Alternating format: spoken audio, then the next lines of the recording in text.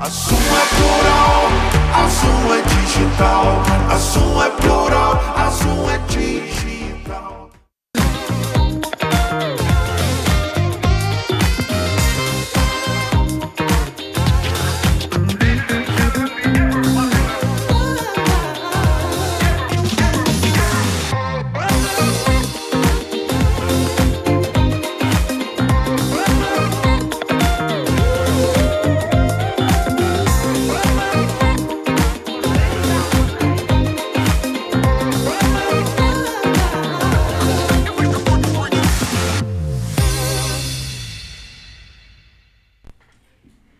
Olá, sejam todos muito bem-vindos. Eu sou o Roosevelt Concis, estou com você hoje aqui na Zoom para nós falarmos aí com certeza de um tema que vai impactar você. Não saia daí, porque eu sei que você fica esperando pelo tema da semana para que possa de alguma forma até usar um controle e zapear a gente. Mas o tema de hoje ele é encantador, porque ele não diz respeito talvez a você diretamente, mas ele diz respeito, quem sabe, à sua família, a um membro de sua família, a alguém que você conheça e que você pode colaborar, você pode ajudar no processo de formação dele, no processo de desempenho, chamada na performance dele, né? Nos resultados que ele possa ter. É com grande satisfação que damos início a mais um Zoom Debate. Hoje vamos mergulhar em um tema crucial para os tempos em que vivemos. Desafios empresariais no cenário atual, experiências que moldam executivos e líderes em alta performance. Com certeza vivemos em uma era de constantes transformações e incerteza. Isso é o que a gente mais diz, a gente mais sabe.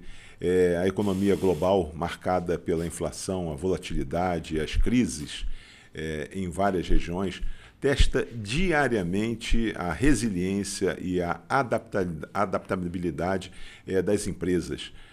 No cenário local, esses desafios com certeza se somam a uma pressão por inovação, digitalização e uma postura mais responsável à frente da sociedade e ao meio ambiente.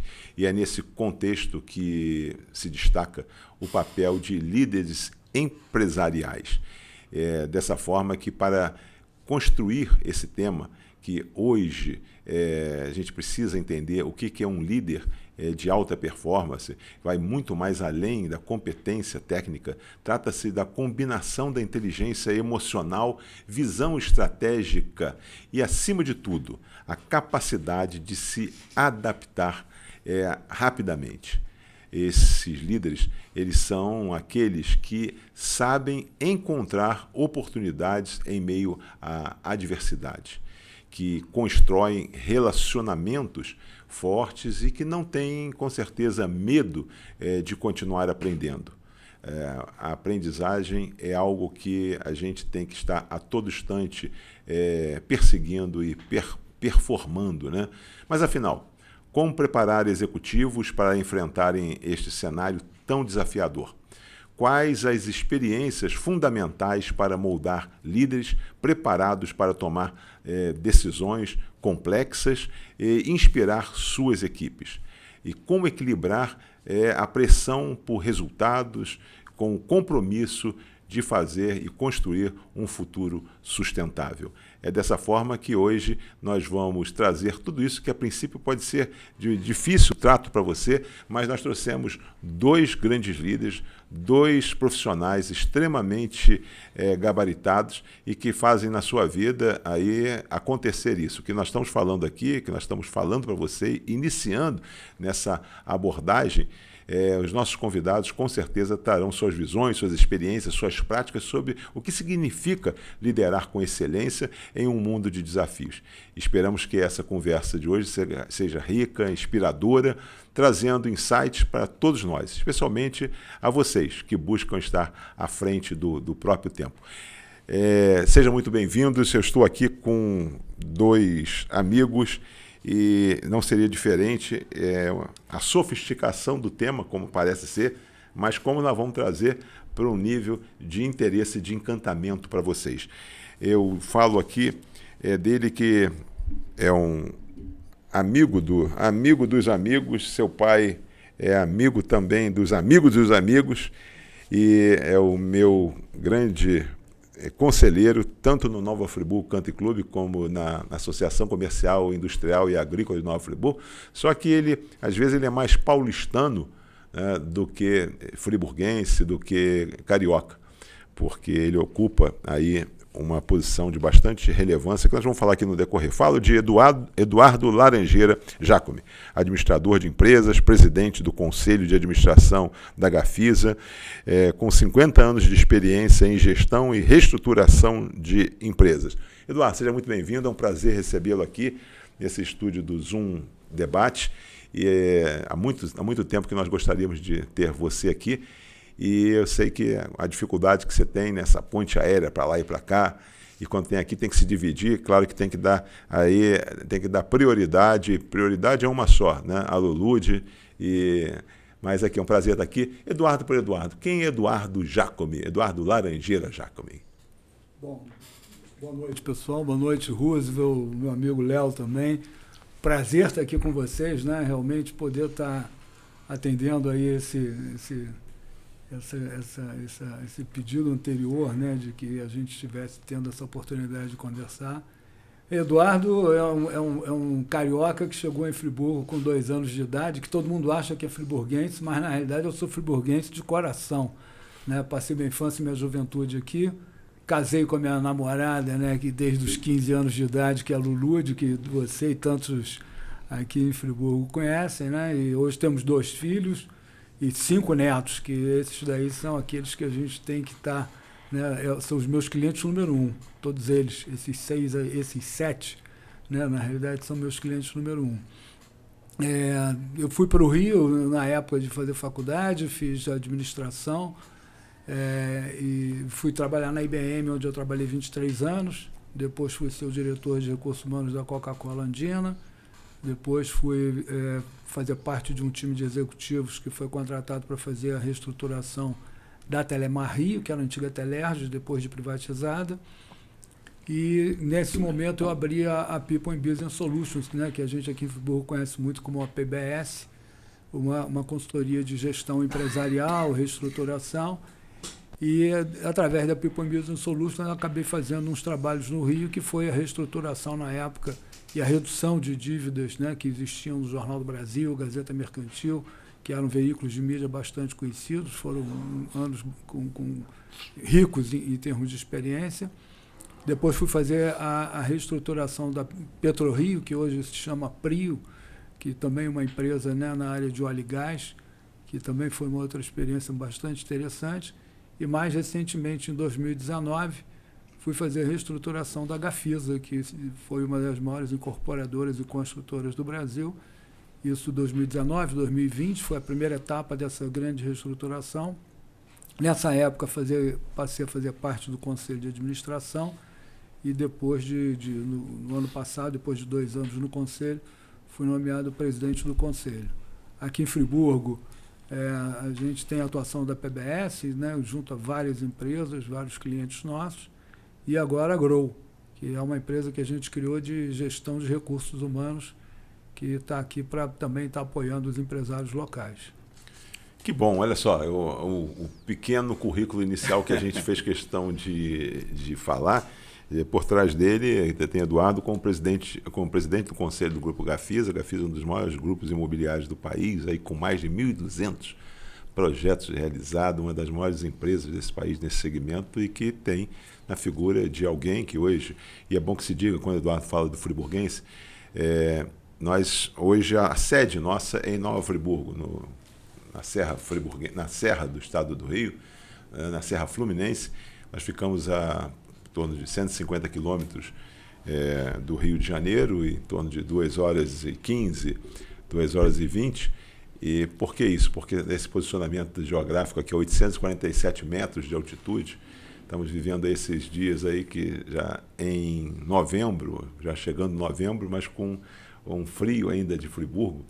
Mas isso é muito interessante. Então, esse programa que vai para Teresópolis e Petrópolis em rede, né, em linha, e também ele para São Paulo, através de uma startup, onde nós estamos aí com um pool de 100 emissoras, de pequenas emissoras aí junto do Brasil. Você que tem em sua casa uma Smart TV, Samsung ou LG, você pode baixar aí o Sou TV, tá? Você vai ter na tela, o Marconi vai colocar aí depois, aí como você pode trabalhar isso, então para que você possa ter o conforto de ver na sua casa. Mas nós estamos aqui com ele, que é alguém que também as pessoas às vezes nem sabem que ele é friburguense, porque ele está pelo Brasil todo. Friburguense, que eu digo, quer dizer, tem aqui a sua vida, tem aqui a sua família, a Bárbara, sua esposa, empresária aqui na nossa cidade, e também 2 filhas, mas isso ele vai falar, que é o Leonardo Loureiro. Leonardo Loureiro é mentor e treinador de empresário, master trainer em alta performance e criador de programas de desenvolvimento de líderes e empresários. Leonardo por Leonardo. Quem é o Leonardo? Diz pra gente aí, pessoal que está nos vendo aí. Eu sempre gosto de dizer, antes de mais nada, que eu sou filho do Manuel e da Riselda, nascido no Rio de Janeiro, carioca e friburguense de coração, não há tanto tempo quanto meu amigo Edu, né? Mas há 3 anos eu me apaixonei pela cidade. Engraçado, quando eu casei com a Bárbara, eu falei com ela, você sabe que a gente nunca vai morar na Serra, né? Ela também não quero. E quando a gente começou a crescer a família e ver como estava o Rio de Janeiro capital, a gente pensou, bom, acho que seria bom a gente planejar a nossa saída para lá. Alinhei os negócios para estar trabalhando aqui em Nova Friburgo, aqui eu estou. Né? Então, o Leonardo é pai da Maite e da Luma, 5 e 2 anos, né? Esposo da Bárbara, apaixonado por pessoas. Né? Eu tenho uma história muito engraçada. Né? Eu comecei na indústria como engenheiro, num grande grupo siderúrgico, lá fiz toda a minha carreira.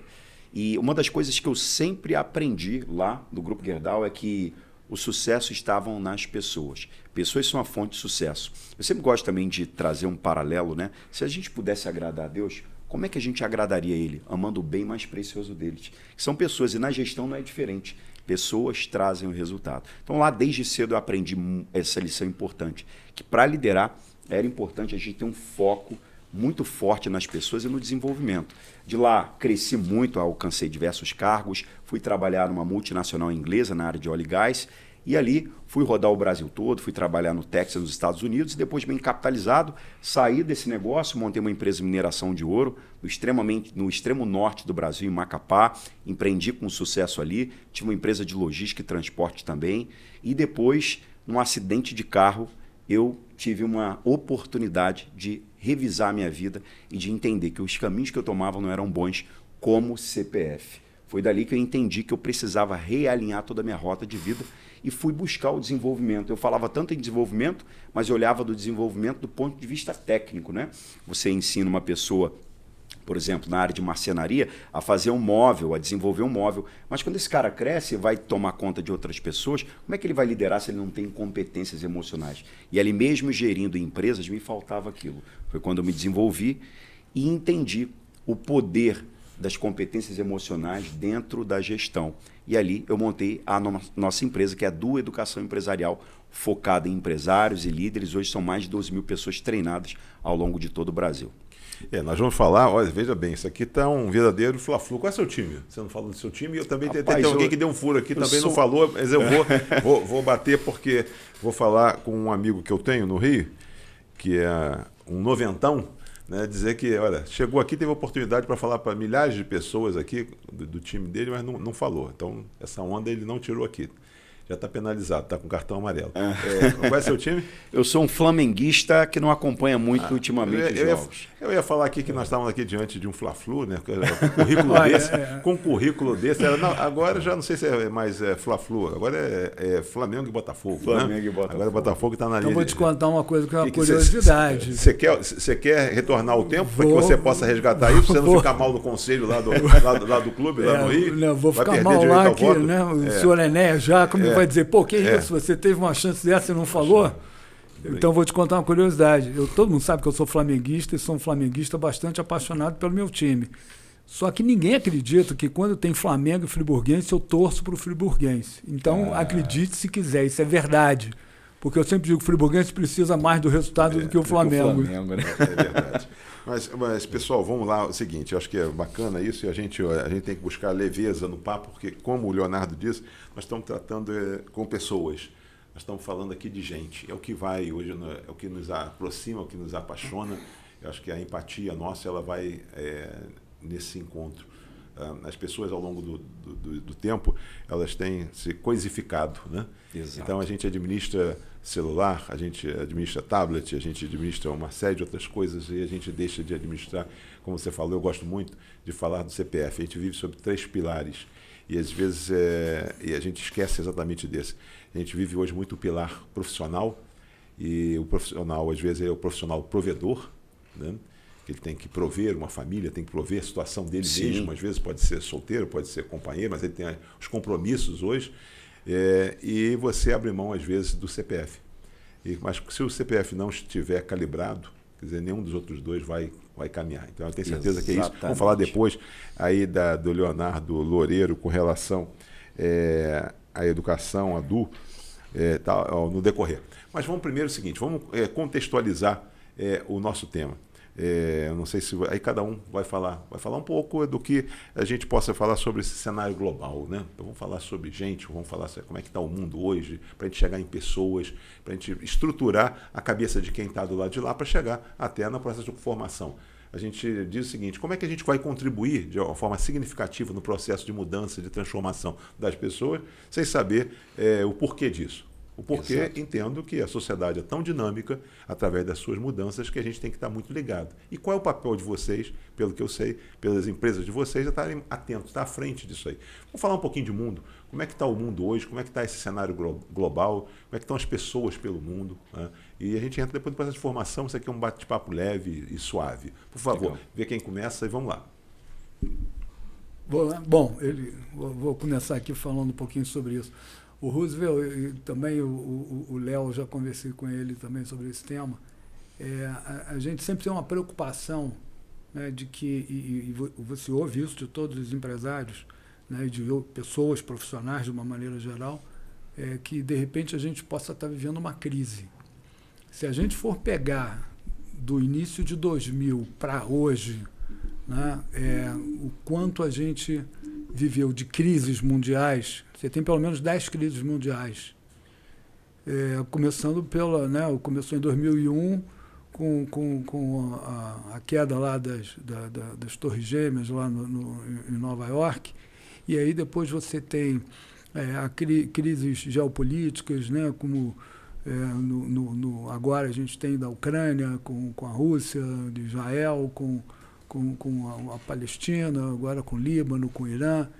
Você teve a crise do Globo.com, né, que foi quando as empresas de internet chegaram ao ponto de terem tido uma valorização extrema e depois isso acabou, né, sendo uma derrocada para muitos investidores. Você teve a crise da Covid. A gente teve crises na Argentina, que é um país que é ao nosso lado, um dos principais parceiros nossos. A gente teve a crise das garantias hipotecárias lá dos imóveis nos Estados Unidos, né, que também virou uma bolha. Então, se a gente olhar de 2001 para cá, a gente só viveu em crise.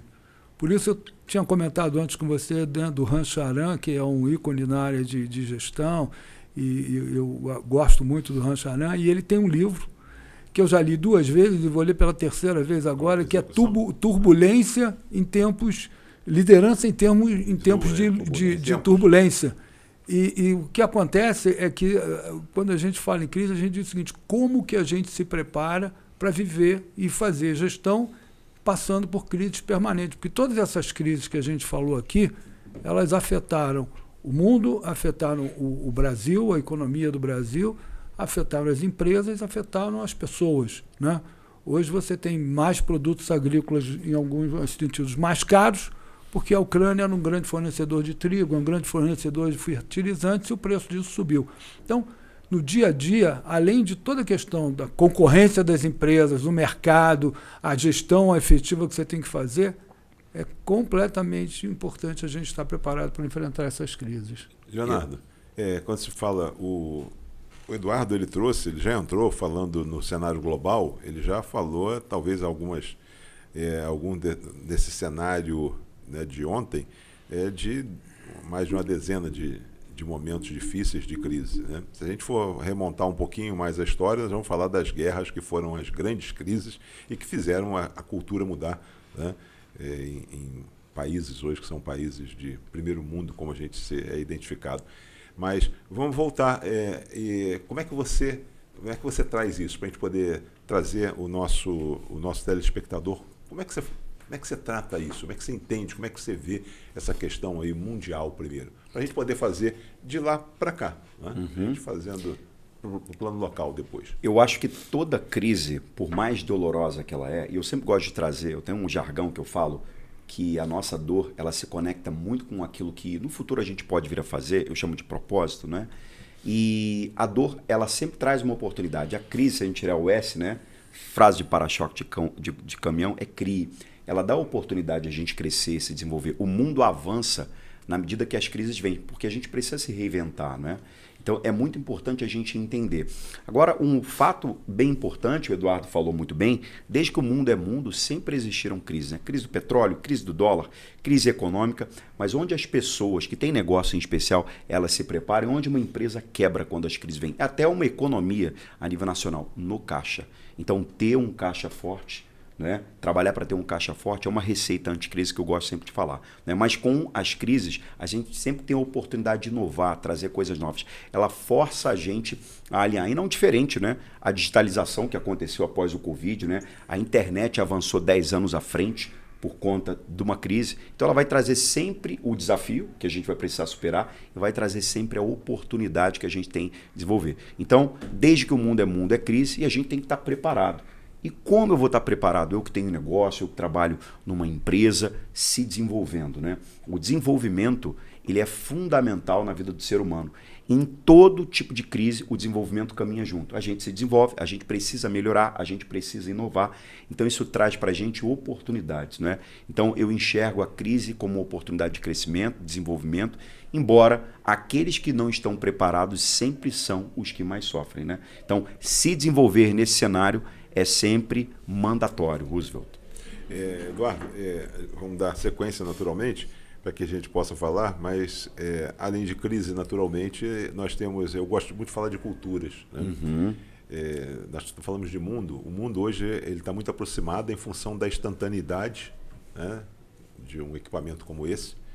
No Brasil se fala às vezes que nós temos números que são mais de um smartphone para cada pessoa. É muito doido, né? Então é uma coisa muito...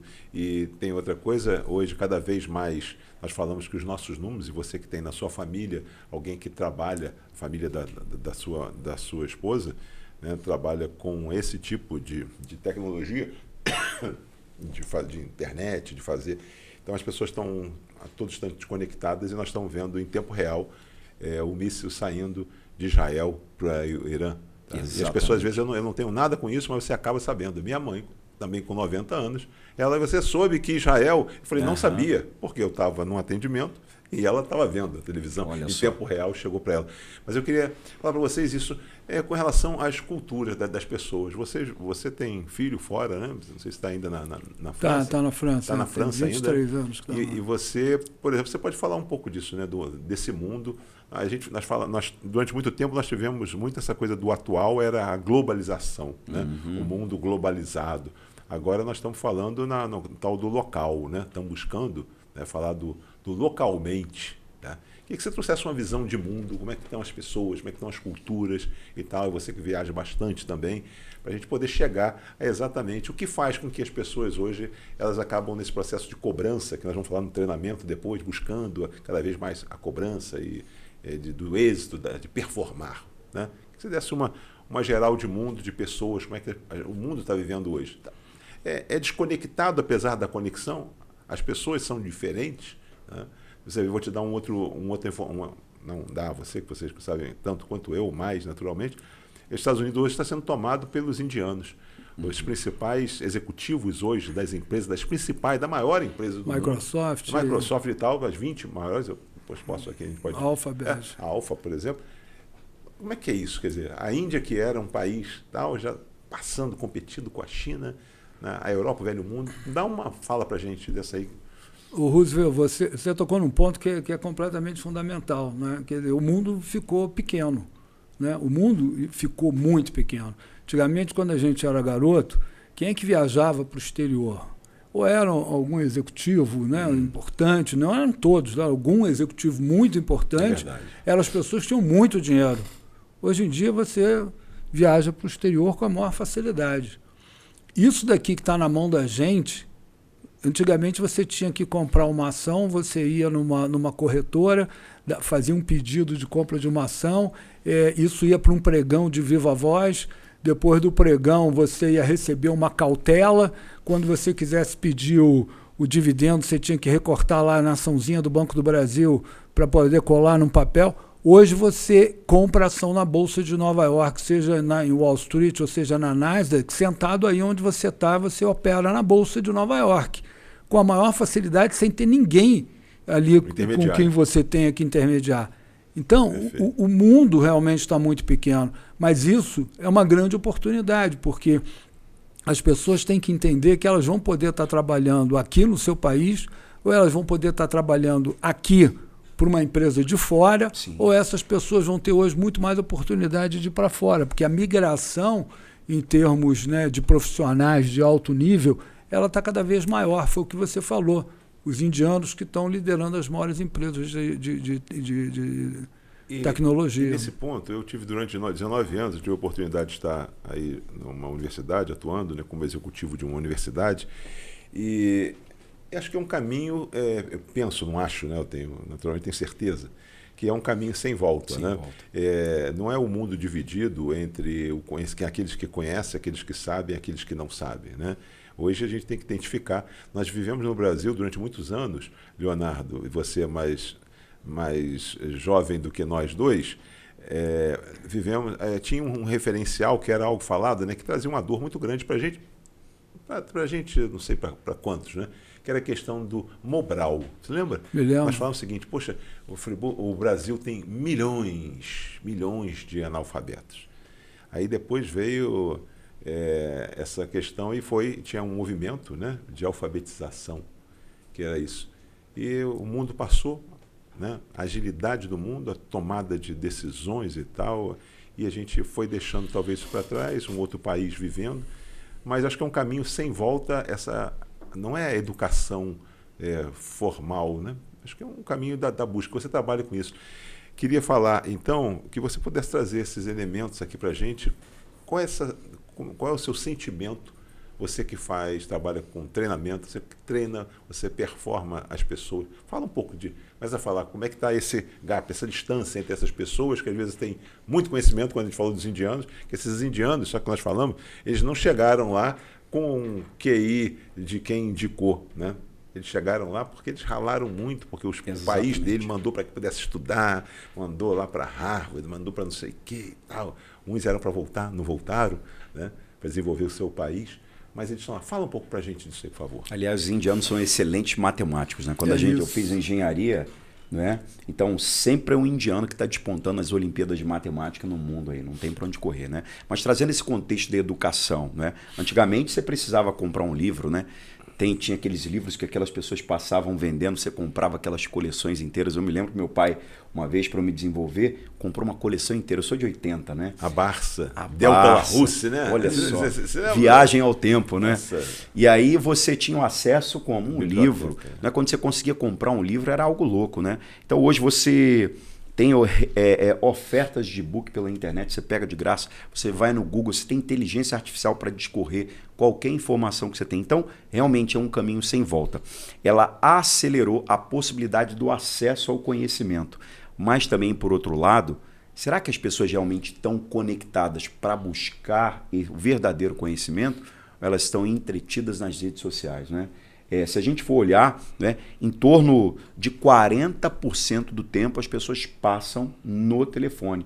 Mas fazendo o quê? Então, o telefone ele traz essa benesse, a internet ela acelera essa possibilidade da gente se conectar com o conhecimento, mas a pergunta é, o que as pessoas estão buscando? Né? E quem realmente quer buscar educação, desenvolver, que é um caminho sem volta, você tem aí as oportunidades de fazer diversas formações online e por conta do gap da educação, começou a se abrir um novo espaço, que foi espaço para os educadores, não de uma universidade, mas poderiam estar fazendo os seus cursos livres para poder desenvolver. Inclusive formando outras pessoas que poderiam ganhar dinheiro. Por exemplo, no trading, um bolo, né? Por exemplo, existem hoje grandes lançadores no mercado digital que vendem como você prosperar e fazer 5, 10, 15 mil reais vendendo bolo. Então, antigamente era uma coisa que você ia aprender com a sua avó e você ia fazer e você ia naturalmente, talvez empreender ou não. Então, hoje o mercado digital, ele te impulsiona para poder prosperar e é uma coisa realmente sem volta, né? Se a gente for olhar, inclusive no mercado digital, né, olhando no sentido da educação, não da educação formal, de uma universidade, uma escola, mas da educação livre, você percebe que tem muita gente formando outras pessoas para quê? Para prosperarem. Então, quando a gente até agora olha, né, de maneira global, parte dos microempreendedores que tem surgido vem por conta do quê? Do avanço da internet, que abre essa possibilidade para o cara aprender um conhecimento, aplicar na prática, vender e começar a rentabilizar. Então, uma excelente oportunidade que existe, é um caminho sem volta, né? E as pessoas estão cada vez mais buscando esse tipo de conhecimento. Como eu posso fazer algum tipo de dinheiro com conhecimento novo, aplicando, vendendo alguma coisa ou ensinando até algo que sei. Por exemplo, professores de guitarra. Tem um cara que dá aula de guitarra online, o cara que faz bolo, o trading, dentre tantas outras profissões. E o cara também que forma outras pessoas pelo digital. Já que você entrou nisso aí, eu vou acelerando aqui também. Eu vou trazendo o tema, fazendo aqui um pequeno comentário e vocês, por favor, vocês façam as suas reflexões com relação à transformação digital. Vocês entraram, eu também entrei nessa questão. Com o avanço acelerado de tecnologias, como o AI e o Cloud Computing, e o Big Data, líderes empresariais precisam conduzir suas empresas para o digital, sem perder a cultura organizacional. Um estudo recente da McKinsey indica que 70% das empresas ainda falham em atingir o pleno potencial de transformação digital, devido à falta de estratégias de implementação eficazes. Só trazendo uma fala, para que a gente possa também refletir a respeito disso e trazendo também um outro ponto, Eduardo, para que você possa também trazer o seu comentário. Desafios empresariais no cenário atual. Incertezas econômicas globais e locais. Com a volatilidade econômica global e suas repercussões locais, muitos líderes precisam de adaptabilidade rápida e resposta para a crise. Discuta com a inflação, com a recessão, com alguns países, e os custos de insumos afetam a decisões estratégicas. Falei isso, coloquei uma sopinha aqui com algumas letrinhas para que a gente possa aí dar ritmo e acelerar o nosso debate. Eu vou só trazer um ponto aqui que o Léo estava falando da importância da tecnologia e depois eu entro, porque eu acho que tem uma questão que é completamente fundamental. A gente vai transformar o nosso país, que eu ouço falar que é o país do futuro, desde quando eu tinha 10 anos de idade, a gente vai conseguir transformar o nosso país através da educação. Isso é a base de tudo. Lógico que você tem que ter saúde, porque se você não tiver, né, água, esgoto, saneamento, você vai ter problemas de saúde, essas crianças não vão poder ir para a escola, não vão poder se desempenhar e ter o aproveitamento. Então tem uma série de questões, mas a educação ela é completamente central nisso. E hoje você pode ter uma escola que esteja no Amparo, que esteja em São Lourenço, e você pode ter essas crianças tendo acesso pela internet ao que tem no Museu do Louvre, ao que tem no Museu del Prado, né, na Espanha. O museu na palma da mão, né? O Metropolitan, né? O Del Prado em Madrid, o Metropolitan em Nova York e tantos outros, que essas crianças certamente não teriam condições financeiras de poder fazer isso. E você faz uma visita a um museu desses através da tecnologia. Então, é como que realmente a gente pode trazer o ganho da tecnologia para apoiar no desenvolvimento. Outro ponto que o Léo falou super importante, o indiano, os grandes matemáticos são indianos. Agora, por quê? Porque nasceram com alguma coisa especial? Não, porque existe um investimento num país que, se você for ver a maior parte do país, que hoje é o maior país do mundo em termos de populacionais, passou a China, você vai ver o nível de investimento que existe nas crianças para aprender matemática, E é logicamente que numa quantidade enorme de pessoas que estudam matemática vão aparecer aqueles que vão se desenvolver muito, né? Então, a gente tem que aproveitar. E a tecnologia, eu sempre digo o seguinte, a tecnologia, a gente tem que tirar o melhor proveito dela, não tem que ter medo dela, né? Porque senão a gente não ia implementar as evoluções que tem desde quando o cara, né, trocou a carroça lá, puxada, né, animais por um carro. Então, hoje a gente está falando na inteligência artificial, quanto da inteligência artificial vai tomar o lugar de profissionais, vai diminuir o emprego. Na realidade, eu acredito diferente. Eu acredito que vai valorizar muito, né, as carreiras, cargos que vão ser criados, posições, atividades profissionais que nem existem hoje ainda. Então, como a gente faz isso e tira o melhor proveito? Tecnologia é onde a gente vai ganhar produtividade, é onde a gente vai poder estar trazendo resultados melhores para as empresas e para as pessoas. Agora, todo mundo tem que estar aberto para isso. E num mundo pequeno como o nosso, todas as possibilidades podem acontecer de você, de repente, estar precisando da tecnologia para você se preparar para ir para um outro país. Nós falamos no primeiro momento, né, o Eduardo abriu, o Leonardo falando com relação à crise. E o tema, o título do nosso programa, da sugestão, é Crises, Concorrência e Lucratividade, o que toda empresa precisa saber. Então, acho que nós falamos um pouco de crise. Sim. E nós já estamos entrando na concorrência, aquilo que nós falamos. A transformação digital, ela impõe, tá, e no processo, a necessidade de você estar cada vez mais bem preparado e não pode abrir mão disso. E aqui essa pesquisa que se trouxe aqui, quer dizer, existe ainda não uma aversão, mas uma dificuldade de implantação. Como é que está esse momento? Você que é responsável aí por um grande número de clientes nos seus treinamentos, essas empresas, elas ainda têm são refratárias, têm dificuldade ainda a entrar no processo dessa transformação digital, isso é inevitável, né? O Roosevelt, eu gosto sempre de dizer que no mundo dos negócios e na vida como um todo, mas em especial no mundo dos negócios, ou você é ponto com ou você é ponto fora.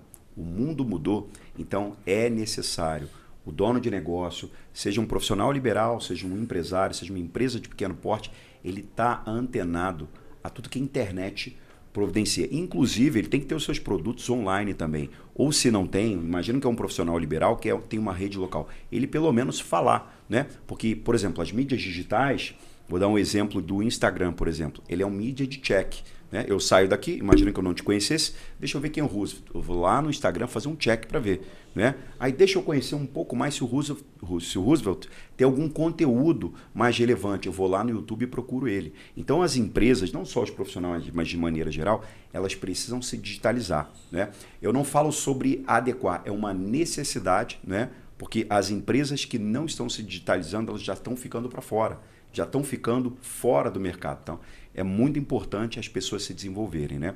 Agora, um ponto importante também, quando a gente fala de uma maneira geral, uma empresa ela passa por 4 fases, eu sempre gosto de falar, né? A primeira fase é sobrevivência e confirmação, onde o cara está vendendo, ele precisa vender, precisa sustentar o negócio e ele precisa passar dessa fase. Depois que ele passa dessa fase, ele vai para a fase de pessoas, eu tenho que contratar melhor, eu tenho que desenvolver meu time. Depois ele vai e vai ter que estabelecer bem os processos.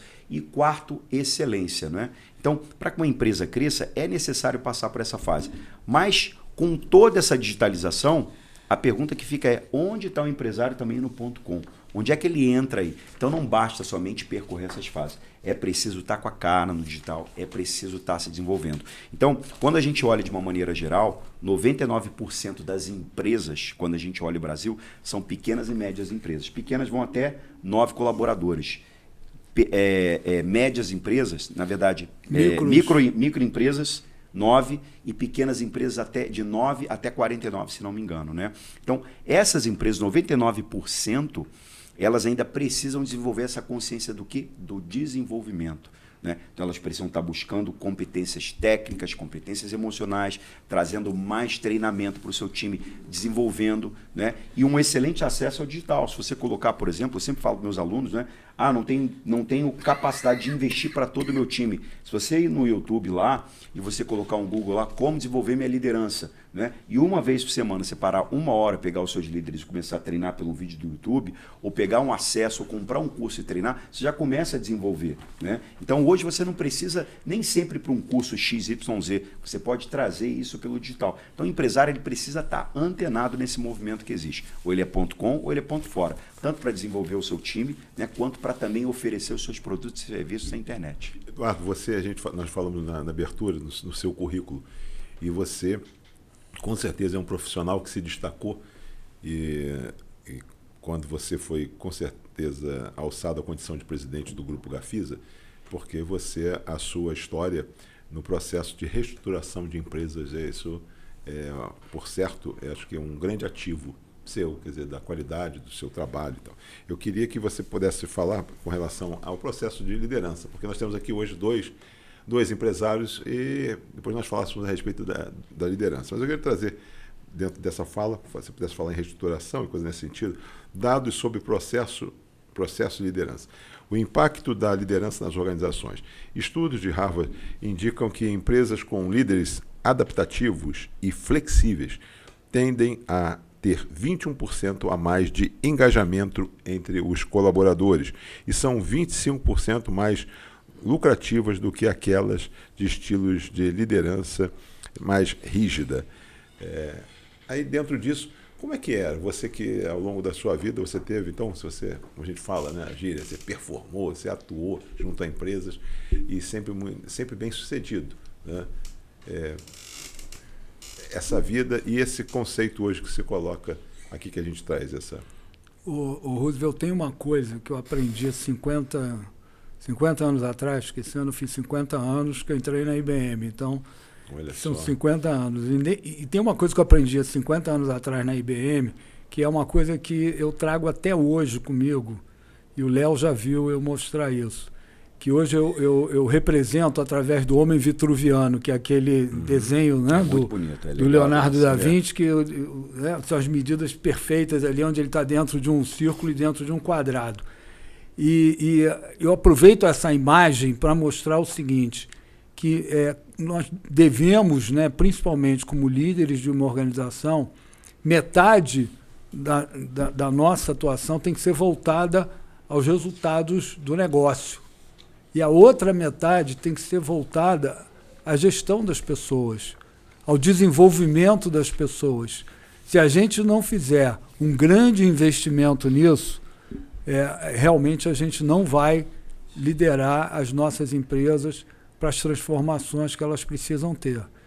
E aí você tem, né, o que todo mundo chama de os hard skills, né, que são os conhecimentos que você adquire numa universidade, que você adquire num curso de doutorado, e tem aqueles soft skills, que são aqueles que você tem que desenvolver ao longo do tempo. E isso que você falou é comprovado já por diversos trabalhos que eu tive conhecimento, aonde as empresas que de fato atuam, né, na gestão de pessoas e na satisfação das pessoas são as empresas que têm os melhores resultados. Eu tenho vários trabalhos desses para mostrar que quando a gente fala, não, é importante você investir em recursos humanos, normalmente o empresário diz, mas por que eu vou investir nisso? Só porque eu vou ter uma festa, o pessoal vai estar feliz? Não, isso daí é que vai fazer o seu resultado ser diferente. Exato. Já teve várias comparações em empresas, inclusive, que estão listadas na Bolsa de Valores, aquelas que de fato têm uma melhor liderança, né, nos seus processos de recursos humanos, contra as que não têm. E o resultado é completamente diferente. Ou seja, isso é uma questão de você estar muito bem posicionado no jogo, para ganhar o jogo. Leonardo, será não? Porque eu acho que o Eduardo, quando fala, ele tem a categoria, né, muito do histórico. Jacobi, né? Mas eu tenho aqui, estou buscando até qual é a fonte, mas na pesquisa que fiz aqui para o programa hoje, me veio aqui um número que eu achei, quer dizer, impactante, mas você que trabalha com treinamento, você pode ser mais reflexivo com relação a isso, é que 50% do pessoal de empresas não estão engajados. Você, somente 30% estão naquele processo de engajamento. Né? Que a gente falava no passado que era vestir a camisa, sua camisa, que hoje a gente fala que é vestir a alma e a cabeça da empresa. Fala um pouco disso aí, como é que está isso para que possa, porque às vezes está alguém, mas a empresa não paga bem, mas o meu chefe, né, tem chefe, aquelas coisas. Fala um pouquinho disso. Legal. Esse engajamento e tal, como é que está isso, eventualmente? Porque você trabalha para isso, Sim. você trabalha nisso. Pegando o gancho do que o Edu falou, né, eu vim de uma empresa muito tradicional brasileira, a minha formação, eu sempre falo, foi na Gerdau, né? Comecei lá garoto. E até a década de 90, eu me lembro que eu queria ir para o clube de eletrônica, né? Quando eu entrei lá na Gerdau. Né? Isso eram os mais cabeçudos, os mais inteligentes, né? Para o clube de eletrônica. Né? E quando eu fui para lá, para eletrônica, fui para uma fábrica trabalhar com eletrônica, mas não fui para o melhor lugar da empresa na minha visão, né? Interessante. E aí percebi que ao longo do tempo eu fui desenvolvendo muito, ganhando muitos cargos e percebi que aquelas pessoas que foram lá, ficaram lá naquele lugar, que era o melhor lugar na minha visão, elas não conseguiam desenvolver. Eram cargos extremamente técnicos, né? E aí, trazendo um paralelo para esse bate-papo, e até o que o Edu falou, até a década de 90, você achava que ter um elevado QI, coeficiente de inteligência, era o que garantiria uma vida plena, prosperidade dentro do negócio, né? Como trabalhador, como pessoa, né? Até que as empresas traziam um cara que era extremamente técnico, era muito bom, o cara ia crescendo na organização, só que ela promovia aquele cara que era muito técnico, muito bom, como líder. E o que acontecia? A empresa ganhava um péssimo líder e perdia um excelente técnico. E aí as empresas começaram a perceber que entrava um outro elemento, que era o que é o coeficiente emocional, as soft skills que você falou, né?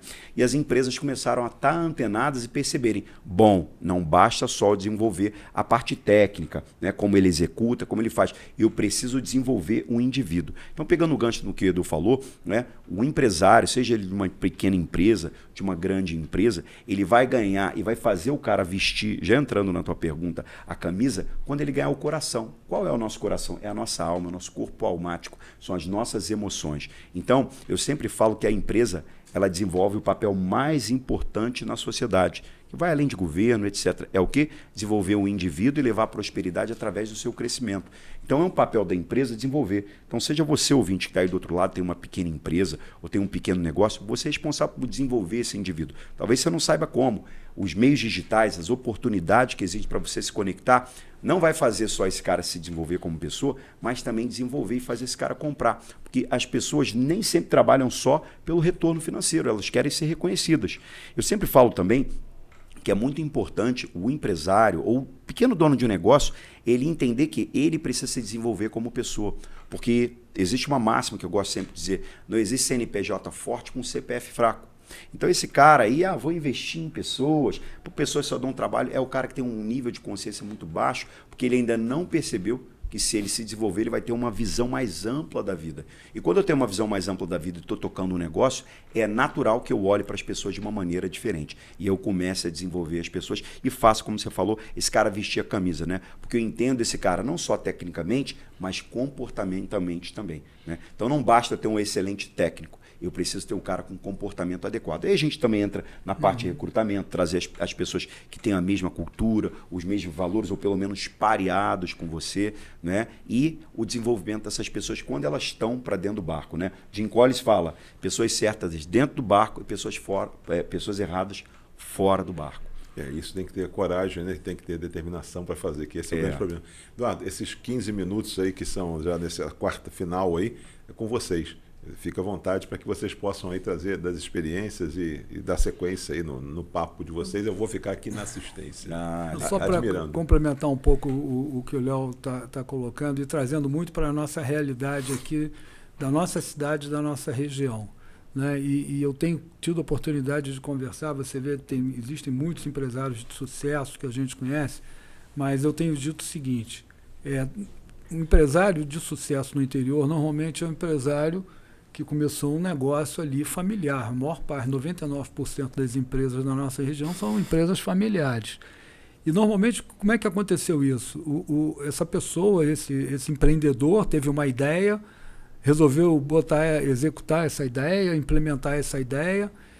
Ele trabalhou muito, teve sucesso, cresceu, ganhou dinheiro e eu acho que esse é o ponto crucial dos negócios, é você achar que o que você fez no passado vai te garantir o futuro. Exatamente. E, na realidade, esse futuro está evoluindo de uma forma tão rápida que, muitas vezes, você... E isso eu acho que é um problema que a gente tem que realmente, quando você fala em cultura, né, organizacional, empresarial, eu acho que a gente tem que demonstrar isso aqui. Você pega São Paulo, por exemplo, a quantidade de cidades que tem extremamente desenvolvidas, cidades que têm grandes empresas que surgiram, e a gente tem aqui muitos empresários que tiveram sucesso, mas as empresas continuam num tamanho que é aquele tamanho que cresceu, mas que ainda não conseguiu dar o próximo passo. Então, se você for pensar em grandes empresas em Friburgo, são muito poucas, né?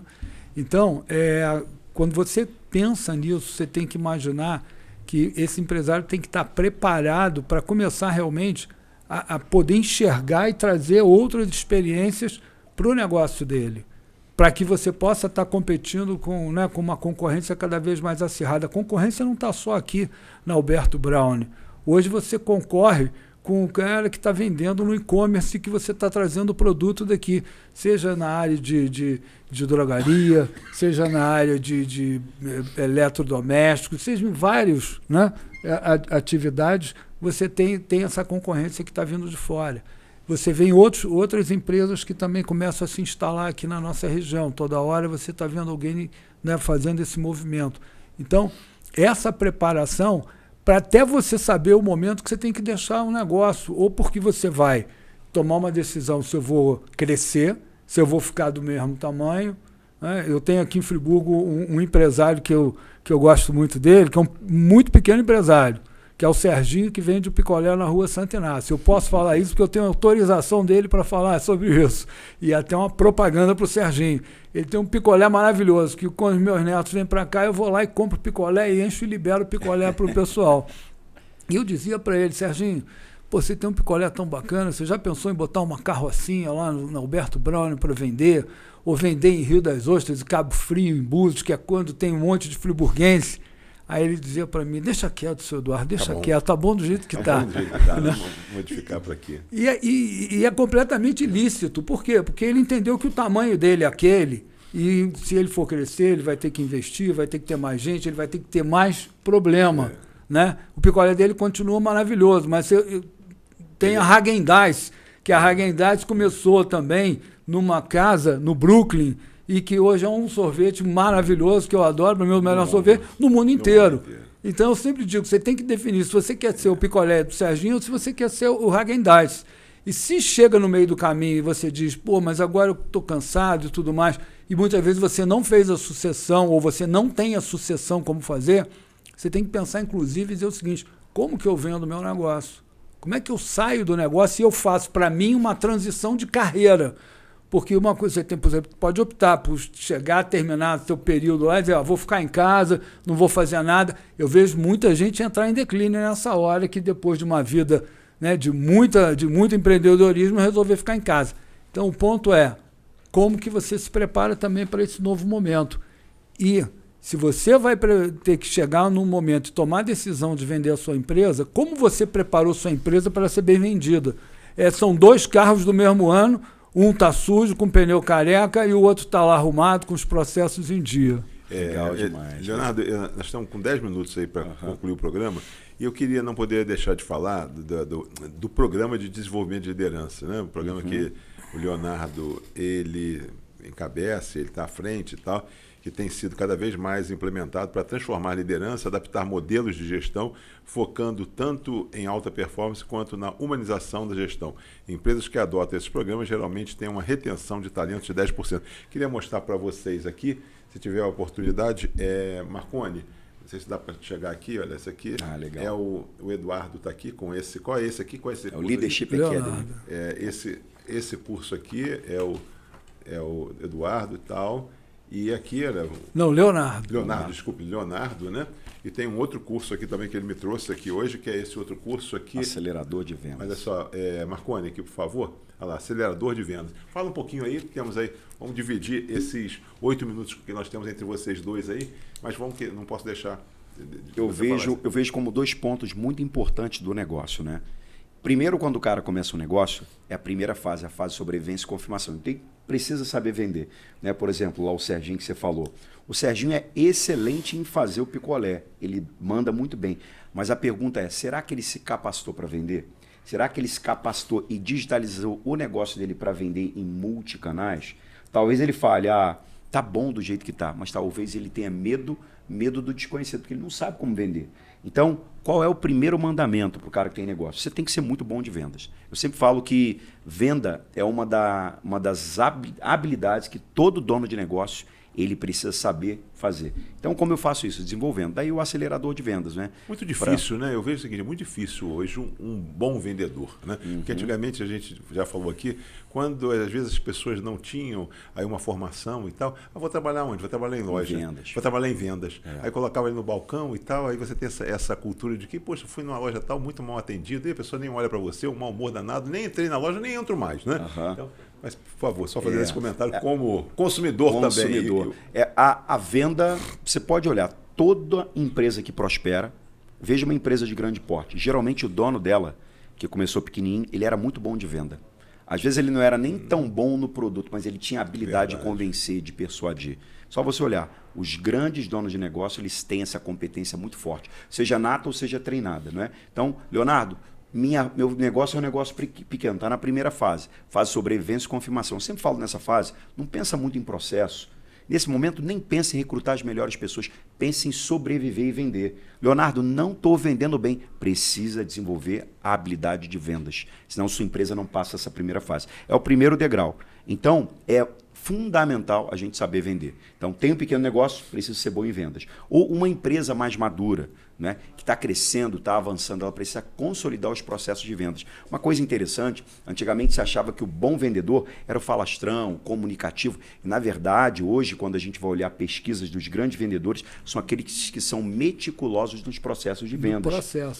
Ele segue ali o roteiro, ele sabe quando acionar os gatilhos mentais, ele sabe fazer todo o script de vendas muito bem estruturado. Não sai da cabeça, né? Então, quando a gente fala num programa desse, seja você, dono do negócio, ter a mentalidade de vendas, seja o seu time ter a mentalidade de vendas, que é fundamental. Empresa precisa ter, eu sempre gosto de falar, né? Algumas pessoas vão dizer que não, mas todo mundo de uma empresa precisa saber vender, né? Desde a costureira, desde o dono do negócio, todo mundo tem que saber vender, né?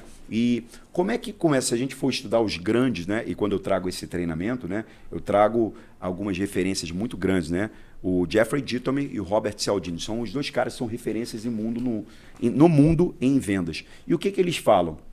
A primeira coisa dentro de um negócio que você precisa fazer é educar as pessoas do seu time a acreditarem na empresa. Eu só vendo aquilo que eu acredito.